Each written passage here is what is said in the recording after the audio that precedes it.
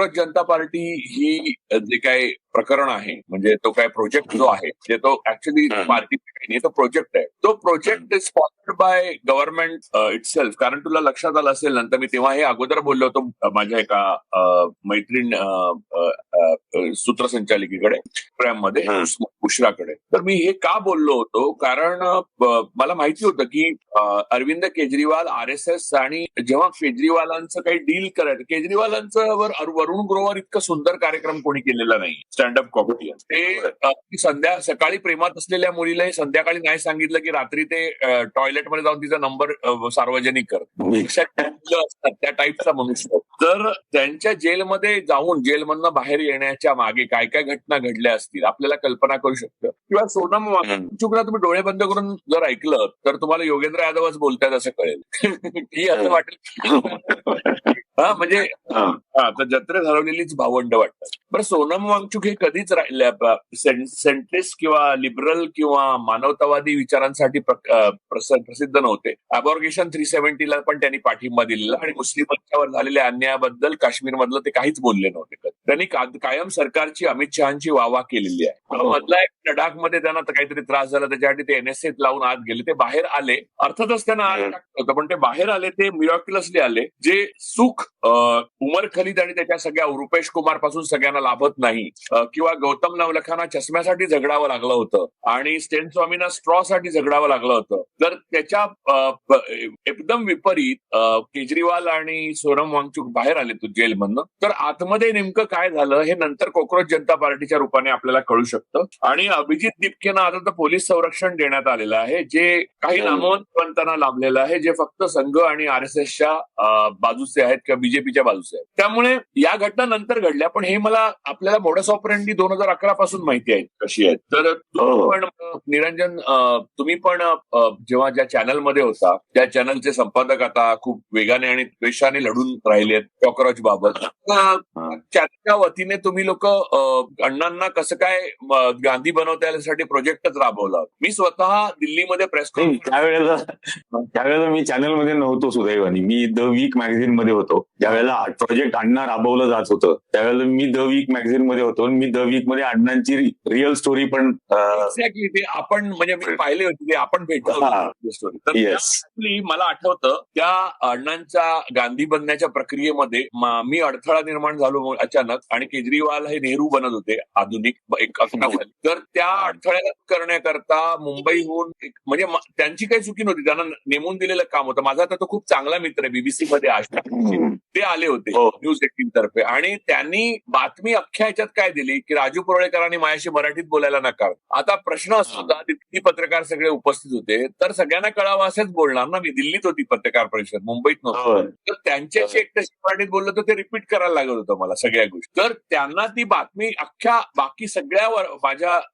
प्रतिपादनात न फक्त तेवढं काढण्यात आलं आणि ते संपादकीय अखत्यारीत लावण्यात आलं. त्यामुळे कोणी अण्णांना हेतू पण आपल्या गांधी बनवलं होतं आणि केजरीवालला नेहरू, यांची लिस्ट आहे माझ्याकडे. इंडियन ऑफ द इयरचं अवॉर्ड दिलं होतं. हो नाही, योगेंद्र यादव, पुण्यप्रसून वाजपेयी, आशुतोष गुप्ता, नंतर हे आपले दीपक शर्मा, हे सगळे जे आता युट्यूबमध्ये आलेले आहेत ते कोणत्याही प्रकारच्या उदात्त बलिदानामुळे आलेले नाहीत. त्या अण्णा प्रोजेक्ट फसल्यामुळे मोदीवर आल्यावर त्यांना चॅनलमधनं हाकलण्यात आले. आता आपल्याकडे महाराष्ट्रात पण असे आहेत, त्यामुळे ते युट्यूबर झाले. पण तिथेही क्रांतिकारकता करता करता त्यांना अचानक केजरीवालना ताण आल्यावर म्हटल्यावर त्यांनाही ताण आला. तर हा जो कोक्रोच पार्टीचा जन्मदाता आहे तो एक मिक्स सत्ताधारी वर्ग आहे मोठा मोठी, जो ब्राह्मण बनियावादाचा जनक आहे. संघ, भाजप सत्तेतली आणि केजरीवाल. आता उदाहरण सांगतो, छोटं उदाहरण, की दिल्ली आले ह्याच्यावर एअरपोर्टवर, तर त्यांच्या हातात बाबासाहेब आंबेडकरांचं पुस्तक आहे. तुला माहिती की मोदी, शहा यांच्या किंवा फडणवीसांच्या पण सभेत तुम्हाला शर्ट कुठचा घालायचा याचं पण स्वातंत्र्य नाही. काय बोला, तो आंबेडकरांचं.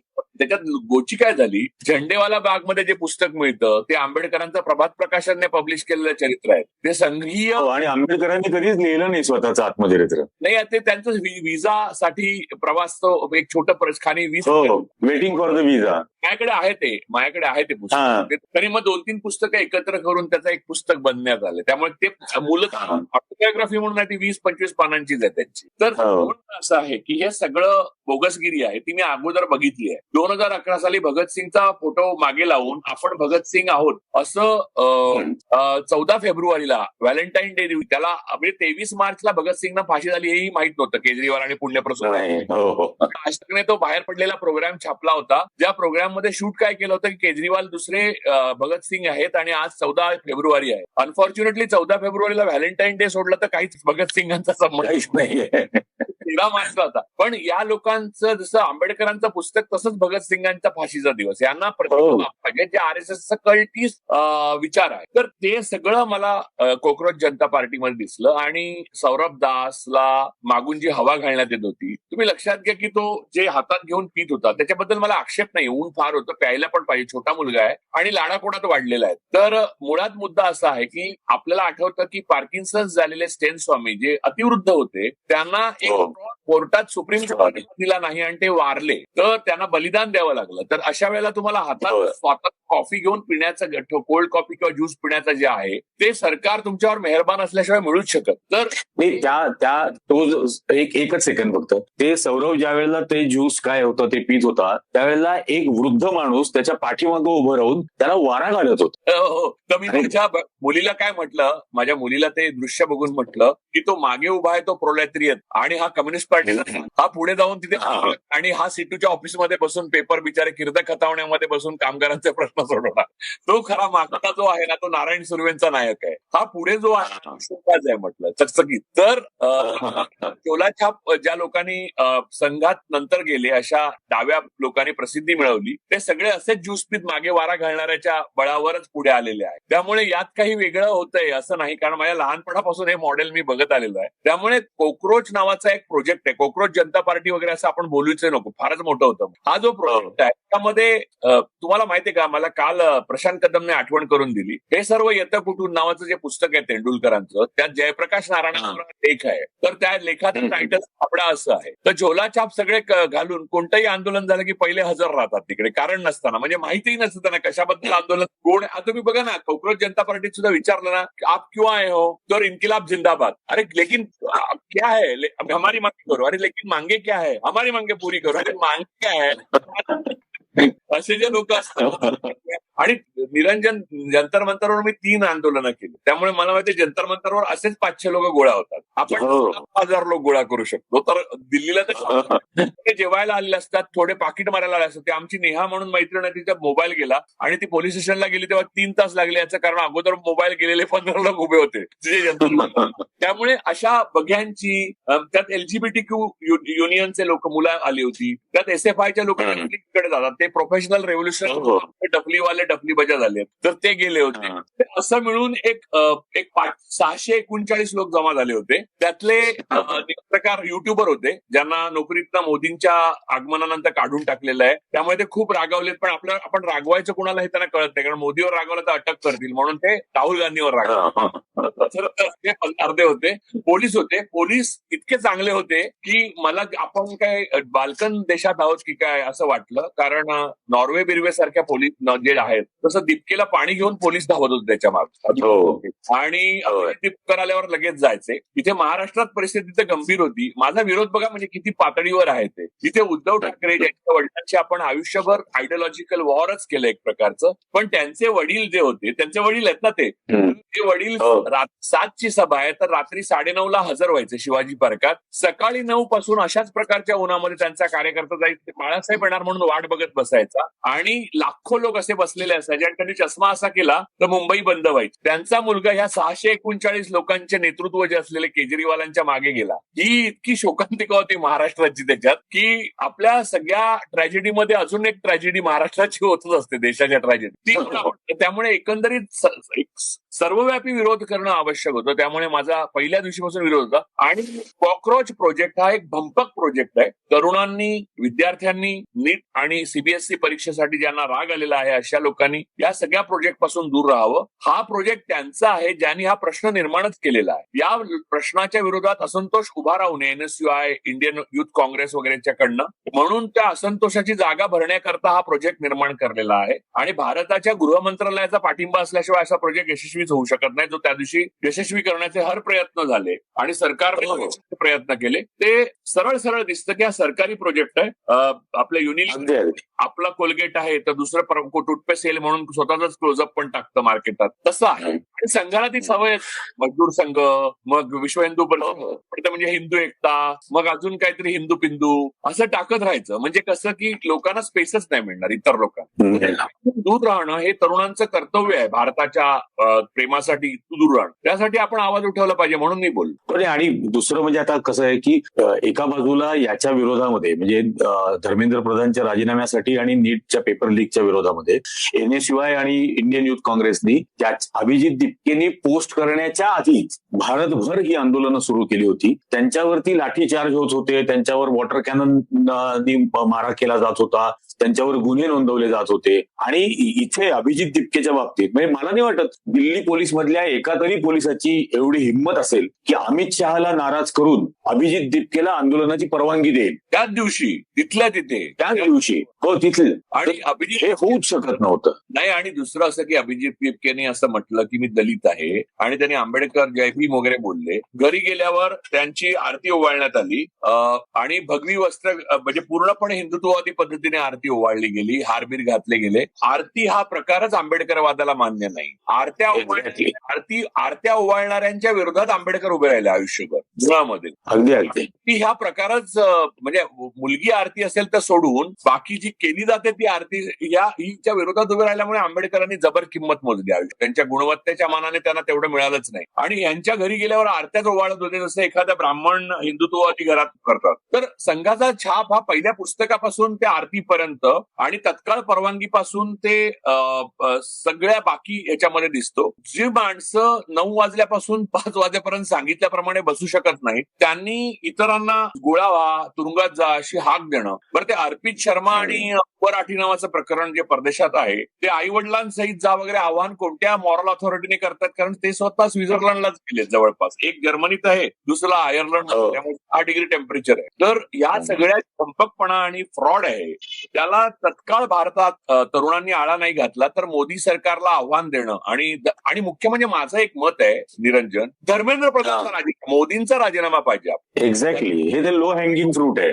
नाही, उद्या धर्मेंद्र प्रधानला काढून स्मृती इराणीला नेम, उद्या धर्मेंद्र प्रधानला काढून कंगना राणावतला नेम. मूळ मुद्दा मेड ऑफिसरचा राजीनामा कशासाठी पाहिजे, आपल्याला बरं केलं पाहिजे. राजीनामा मोदींचाच पाहिजे, धर्मेंद्र प्रधानचा राजीनामा अजिबात नको. धर्मेंद्र प्रधान वकूबहीन आहेत, कारण मोदींना तिथे वकील माणूस पाहिजे हे तुम्ही समजत नाहीये. कारण आपल्या वकुबापेक्षा वकूब असलेला मनुष्य मोदींना सहन होत नाही. त्यामुळे आपले पाय मोडून घेऊन ऐसा करते हैं असं बोलतात जे IIT IIM घ्या की हा धर्मेंद्र प्रधानांचा राजीनामा मागणे, ही स्पेस ऑक्युपाय करणे, तत्काळ परवानगी मिळणे, आंबेडकरांबाबत काही माहीत नसताना फक्त आपल्या जातीचा वापर करणे, त्या सगळ्या आरतीच्या ओवाळणे, मग संरक्षणासाठी पुढे मागे पोलिसांची जीप मिळणे, जिथे लढणाऱ्या लोकांना स्ट्रॉ मिळत नाहीत, बेल मिळत नाहीत, जज मिळत नाहीत, नॉट बिफोर जातात, अशा भारतामध्ये हे सगळं इतकं रचनाबद्ध पद्धतीने होतं. याचा अर्थ सत्तेचे पैसे, सत्तेची ताकद आणि सत्तेची इच्छा त्याच्या मागे उभी आहे. आणि हे पैसे क्रोनीचे आहेत आणि ते सिद्ध करायला फार काही गणित करण्याची गरज नाही. नीट माहिती आहे सगळ्यांना, ज्यांना माहिती आहे त्यांना. मला आश्चर्य का वाटतं की प्रशांत भूषण, योगेंद्र यादव वगैरे नेहमीचे यशस्वी जे लोक आहेत त्यांच्याबद्दल माझा विश्वास कधीच अनाठाई नाही ठरत. मला सार्थ विश्वास आहे की ते प्रत्येक वेळेला चुकीच्या पद्धतीने लोकांना नेण्याचा प्रयत्न करतील, ते तसंच करतात. सोनम वांगचुक हे योगेंद्र यादवांचे लडाख मधले काय म्हणतात ते धर्मबंधू आहे. बॉडी लँग्वेज, त्यांची बोलण्याची पद्धत, त्यांचा बडबोलेपणा आणि खोटेपणा हे सगळं त्याच धर्तीवर आहे. आणि त्या दिवशी तर तुम्हाला माहितीये की स्वतः सोनम वांगचुक आलेली, आणि सोनम वांगचुकांचा इतिहास कुठच्याच प्रकारे सत्तेला आव्हान देण्याचा नाही, एक्सेप्ट त्यांनी त्या लडाखच्या मुद्द्यावर बोलले कारण त्यांच्या अगदीच मुळावर यायला लागलं. पण सोनम वांगचुकांसमोर धर्मेंद्र प्रधानांच्या घरी जाऊया असं कोणतरी म्हणल्यावर त्यांनी माईकच बंद केला होता त्या दिवशी. त्याची मुक्ती पण आहे. त्यामुळे निरंजन हा जो आणि नंतर सोनम वांगचुकांनी सरकारचे आभार मानले. हा, कारण ज्या सरकारने त्यांना तुरुंगात ठेवलं. म्हणजे सुधा भारद्वाज किंवा वेगवेगळे जे भीमा कोरेगावच्या खटल्यातले लोक आहेत जे बाहेर आलेले आहेत अजून आतमध्ये आहे. हा नाही, अनेक लोकांनी आभार मानलेले नाही आहेत. कारण सरकार विरुद्ध आपण अशी आयडियोलॉजिकल वॉर सरकारने सुरू केलेलं आहे, सरकारने एकतर्फी, हे सर्वांना माहिती आहे. तर सोनम वांगचुक जेव्हा आभार मानतात किंवा हे दिप्के वगैरे प्रकरण जे आहे ते सांगतात की मोदीजींनी आता हे केलं पाहिजे. अरे मोदीजींनी काय केलं पाहिजे? मोदीजींना माहित नाही का काय आपल्या मंत्रिमंडळात धर्मेंद्र प्रधान नावाचा मनुष्य नीटचे पेपर फुटलेत. हरदीप पुरीचा राजीनामा आधी द्यायला पाहिजे होता. एप्स्टीन फाईल मध्ये नाव आलं आणि बाकी सगळ्या गोष्टी. तर या सगळ्या गोष्टी ज्या आहेत त्याच्या पार्श्वभूमीवर मोदींचा राजीनामा मागितला पाहिजे. आता हरदीप पुरींच्या राजीनाम्याचं काय झालं? त्यांच्या मुलीचं सोरोशन केलं, एप्स्टीन मध्ये संबंध आले, तर हजार गोष्टी आल्या. तर मूळ त्याचं जे आहे ते हे म्हणजे ते लावतात ना पोस्टर की साहेबांच्या प्रेरणेने, तसं साहेबांच्या प्रेरणेने झालेले आहेत. त्यामुळे साहेबांचा राजीनामा मागितला पाहिजे ना की प्रधानापेक्षा राजाचा राजीनामा मागा, असं मी विनंती करतो. जे खरे कार्यकर्ते लढतात, ज्यांच्यावर वॉटर कॅनॉनचा मारा केला जातो, दुपारच्या उन्हात उभे आहेत, अशा वेगवेगळ्या संघटनांचे आहेत, विरोधी पक्षातल्या वेगवेगळ्या संघटनांचे आहेत. मुख्य करून लोकांना काय वाटतं की आपण काँग्रेसचे लोक लढतात म्हणून आम्ही बोलतोय, कारण या वेळेला खरेच युथ काँग्रेसची लोक लढत नव्हते तेव्हा पण बोललेलो आहोत. मुद्दा असा आहे की आता काहीतरी ते देशभर आंदोलन करणार आहे. कोणाच्या जीवावर? म्हणजे दिप्केंचं घर सुरक्षित आहे, दिप्केंना पोलीस संरक्षण आहे. जी मुलं तिकडे येणार आहेत ती उन्हात चक्कर येते त्यांना. त्यांचे अरे मला ते दानिश असो, नेहा असो, यांचे बिचाऱ्यांचे मोबाईल गेले तर त्यांच्या मोबाईलवर ते शूट करतात सगळा प्रोजेक्ट, म्हणजे युट्यूब त्यांचं कामच बरं. या लोकांना त्यामुळे एकंदरीत हे सगळं जे भ्रमजाल आहे पसरवलेलं ते 2011चं रिप्लिका आहे. फक्त पहिल्या वेळेला ती शोकांतिका होती देशासाठी आणि दुसऱ्या वेळेला ती हास्यास्पद फार्स आहे. आता म्हणजे हा जो अण्णा आंदोलन 2011चा आपण संदर्भ घेतला, आता मध्ये मी एक मुलाखत पाहिली, त्यात अण्णा आंदोलनाचा संघाशी संबंधच नव्हता असं त्या मुलाखतीमध्ये वागळे बोलले, की अण्णा आंदोलनाचा आणि संघाचा संबंधच नव्हता. तर मला आठवतं मी ती जी द वीक मध्ये स्टोरी केली होती त्यातल्या व्हिडिओमध्ये अण्णा हे कबूल करतात की संघाच्या मार्गदर्शनाखाली हे संपूर्ण आंदोलन चालू आहे. आणि म्हणजे माझ्याकडे तो अंक इथं आहे. अण्णांनी केलं यार, मी ऐकलंय, मी तर अधिकृत हे होतो. एक दुसरं तुला सांगतो, अण्णांच्या आंदोलनात संघ होता. हे ज्या मॅक्स महाराष्ट्रावर वागळेंनी असंख्य प्रोग्राम केले त्याचे जे मुख्य कर्तधर्ता आणि फाउंडर रवी आंबेकर आहे, त्यांना विचार. पासून अण्णा का धाबापर्यंत सगळं संघाचं होतं. हे बघा, आपल्या सोयीने सत्य बदलण्याची सवय RSSला आहे आणि ती सवय समाजवाद्यांनाही असल्यामुळे समाजवादी काही अपवाद वगळता अंततः RSSच्या कल्टला मिळून मिळतात. मग नितीश कुमार असो, जॉर्ज सगळेजण. त्यामुळे मी आता ताक पण फुंकून पित या प्रकरणात. आणि आता ज्या पद्धत बोला पूर्ण करू असं म्हणतील की तुम्ही काँग्रेसच्या बाजूचे आहात. म्हणजे काँग्रेस निदान बीजेपीला आणि RSSची हात मिळवणी करणारे काँग्रेसमध्ये लोक करू शकतात, पण काँग्रेस ऍज अ पार्टी आणि राहुल गांधी फॅमिली एवढं हात मिळवणी करणारे एवढं नक्की खात्री असल्यामुळे आपण त्यांच्यावर भरोसा ठेवू शकतो. बाकी आपण काय केलं हे बघितलं. पण हा जो म्हणजे गैर काँग्रेसवादाचा महाराष्ट्रातल्या विशेषतः समाजवाद्यांना हा गैर काँग्रेसवादाचा जो इंटेलेक्च्युअल मसल मेमरी तयार झालेली आहे ती अशी ते दरवेळेला वापरताना दिसतात. आताही त्यांनी असं म्हटलं की राहुल गांधींनी जायला पाहिजे होतं दिप्केला समर्थन द्यायला, जे अण्णांच्याही वेळेला जायला पाहिजे होतं. त्यांच्या बोलण्याला काही अर्थ नाहीये. मी त्यांच्याबद्दल काही बोलू इच्छित नाही. आता त्यांच्या बोलण्यात काही महिन्यांनी ते असंही म्हणतील राहुल गांधींना भेटायला दिप्केने पहिले जायला, त्याचं काय हे नाही. म्हणजे ते केजरीवाल बोलले प्रेयसीने नाही म्हटल्यावर बाथरूम मध्ये त्याचा नंबर डिक्लेअर पब्लिक करणारे लोक, आणि मग संध्याकाळी परत तिला दारू प्यायल्यावर फोन करून काय ग बरी आहेस ना, मी फक्त विचारायला फोन केला. ते वरुण ग्रोवर बोलला होता ना, ती आप पार्टीचं हे त्यांना वरुणात बोलला. त्यामुळे या भूमिकांना काही अर्थ नसतो. पण मी तुला सांगतो की जयप्रकाश लोहिया नेहरूवर जळत असत, आता निश्चितपणे मी सांगतो जयप्रकाश इंदिरेवर जळत असत, आणि आता जे आहेत ते सगळे राहुलवर जळत. हे इतकं साधं आहे, पर्सनल जलस आहे यांचा. म्हणजे त्याची हुकुमशाही का माझी पाहिजे असं ते मोदींबद्दल आहे ना, ते अरविंद केजरीवाल तसंच आहे की का म्हणून घराणेशाही राहुलची, माझी घराणेशाही हवी माझी. तो या नाईव्हिटी आणि दुष्टपणा यांचं जे विलक्षण मिश्रण आहे त्याच्यात ते परत एकदा मी सांगतो, कारण ते भाबडा लिहिलंय ना जयप्रकाशावर, तर त्याच्यातल्या शेवटचा कदमने आठवण करून दिली काल. तो म्हणाला की शेवटी त्यांच्या भिंतीवर असलेलं सत्यसाई बाबांचं चित्र माझ्या मनात गोळत राहिलं, असं तेंडुलकरांनी लिहिलंय जयप्रकाश.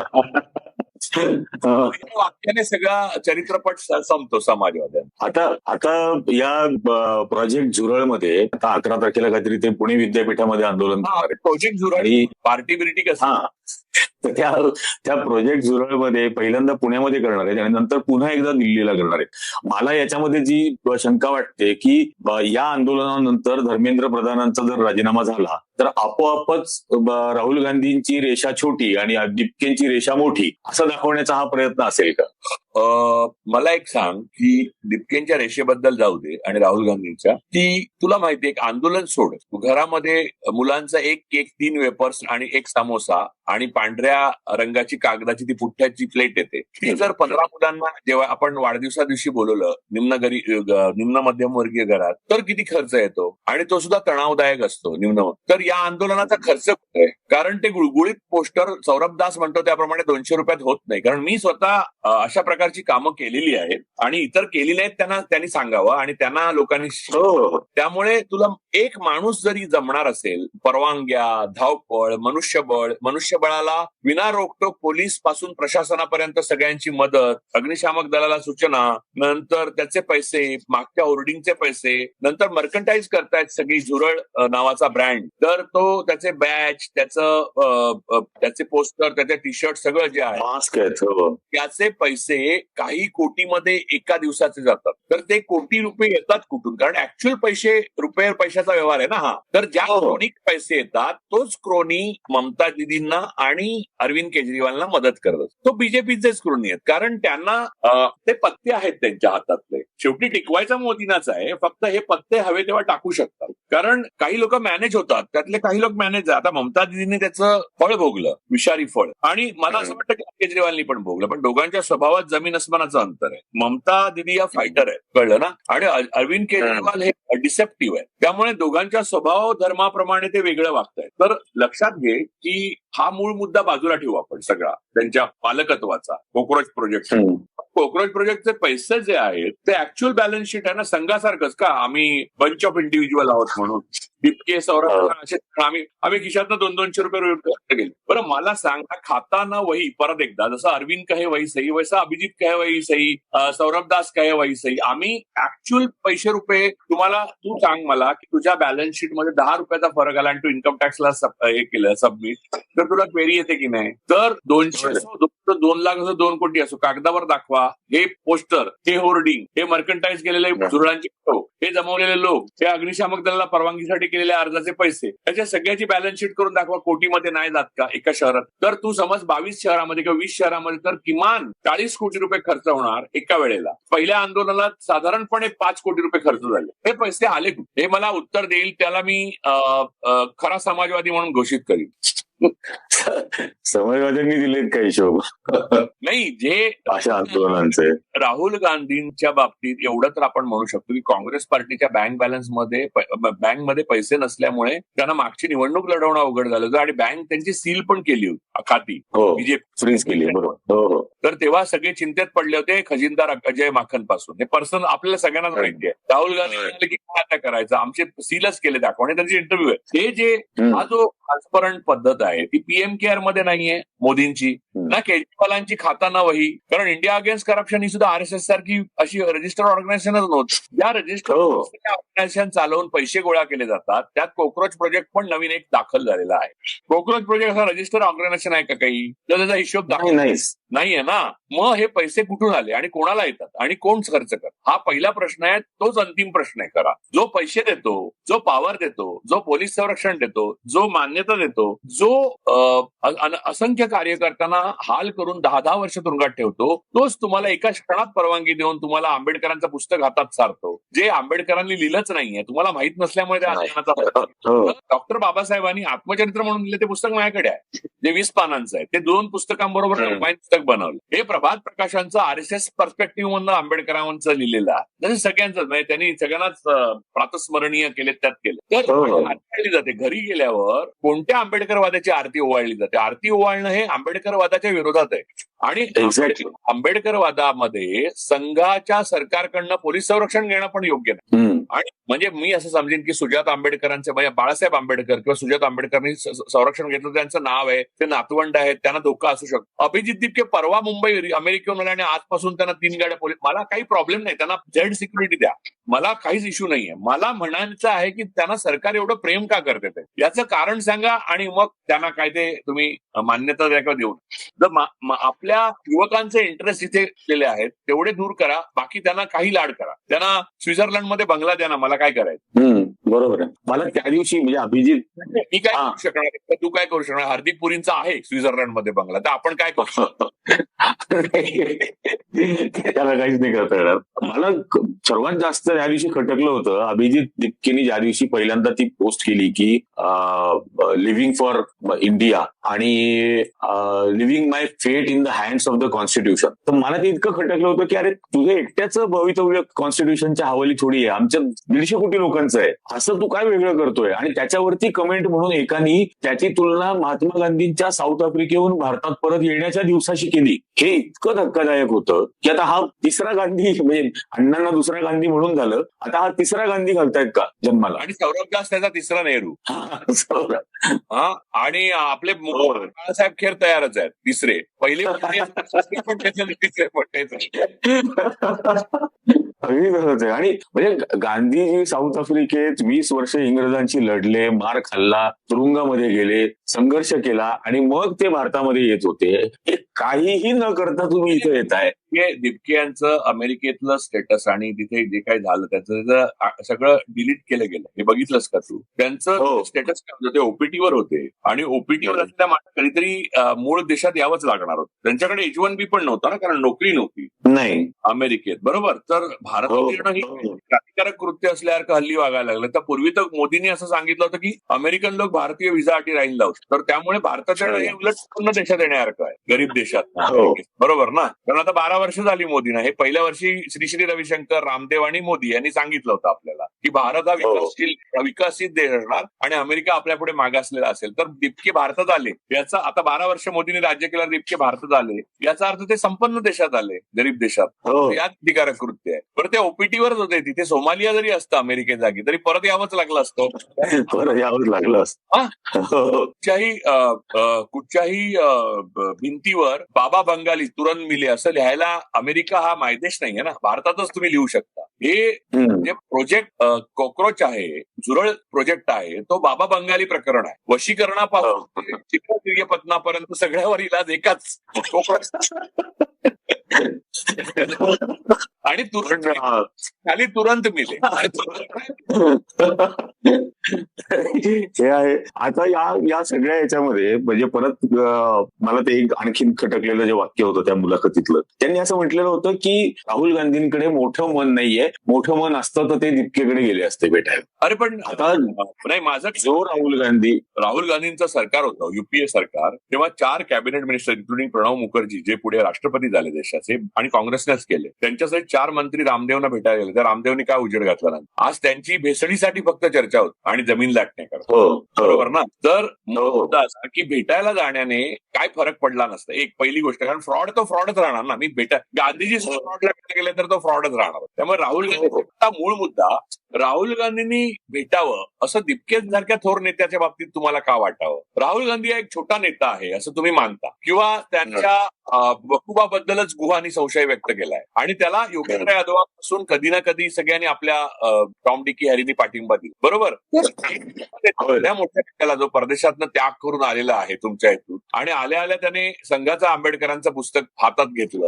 तर त्याला भेटायला काय फरक पडणार आहे त्याला. यार, तो तर बॉसच आहे. आता 22 गावामध्ये प्रोजेक्ट करतोय, म्हणजे किती पैसे आहेत त्याच्याकडे, खजिना आहे, पॉवर आहे, मागे पुढे पोलीस. राहुल गांधींचं संरक्षण कमी केलंय, राहुल गांधींना बँक अकाउंट फ्रीज केले होते, त्यांना ईडी मध्ये बोलवतात. अशा माणसाला, दिपकेंसारख्या मोठ्या माणसाला भेटावं असं तुम्हाला का वाटतं. दिपकेंची प्रभा वेगळीच. आणि कॉक्रोच प्रोजेक्ट हा इतका अतुलनीय प्रोजेक्ट आहे की मला तर सौरभ दास जेव्हा बोलतात किंवा त्यांच्या वतीने महाराष्ट्रातले समाजवादी बोलतात तेव्हा तर अंगावर म्हणजे रोमांचन आहे, काटा आहेत.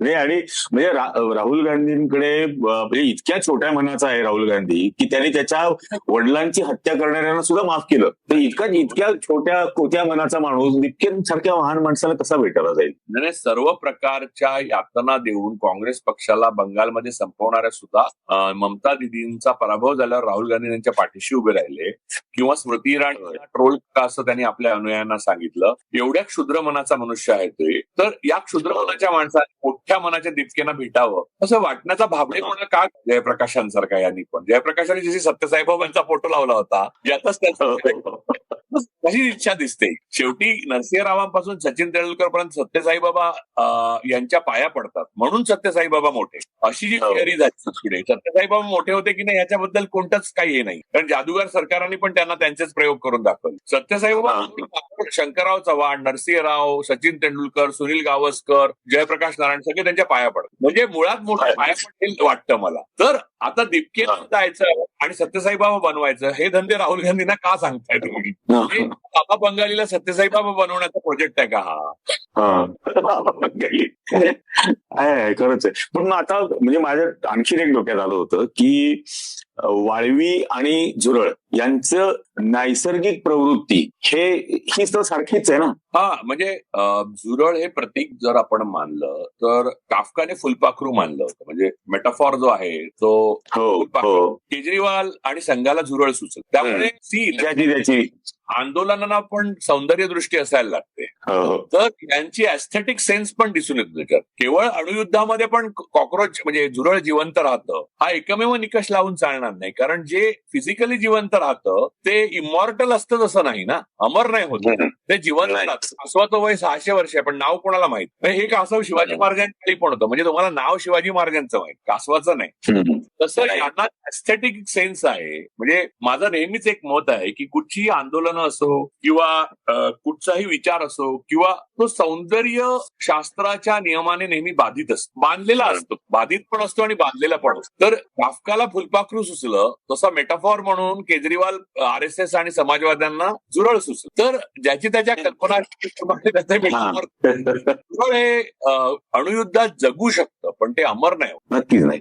पण हे सगळे मुळात चीफ जस्टिसनी या देशातल्या असहमती किंवा अन्यायाविरुद्ध लढणाऱ्यांना झुरळ म्हणणं आणि लगेच त्या गोष्टीचा लाभ उचलून त्याच्यावरून एक मुवमेंट तयार करायची आणि मग असं म्हणायचं की ही जेनझीची भाषा ही विरोधी पक्षांना येत नाही. म्हणजे आशिष जाधवला दिलेल्या इंटरव्ह्यू मध्ये त्यांनी असं सांगितलं की हे विरोधी पक्षांचं अपयश आहे आणि विरोधी पक्षांचं अकर्तृत्व आहे की त्यांना ही भाषा येत नाही, त्यांना हे कनेक्टच करता येत नाही. तर झुरळ ही जेनझीची भाषा किंवा हे मेटाफोर समजायचं. मुळामध्ये त्या जंतर मंतरवर वयाची चिकित्सा केली तर जेनझी हार्डली 25 असतील, बाकी सगळे पैसे झालेले लोक आलेले होते तिथे. काही लोकांनी मारली, काहींनी हे मारली, काही लोक गाणी म्हणत होते, काही लोक आपलेच वेगळे प्रश्न होते LGBTQचे वगैरे ते होते. काही SFIचे लोक, मी तर डफली घेऊन तिथे जंतर मंतरला त्यांना असंख्य वेळा पाहिलं. काही लोक असतात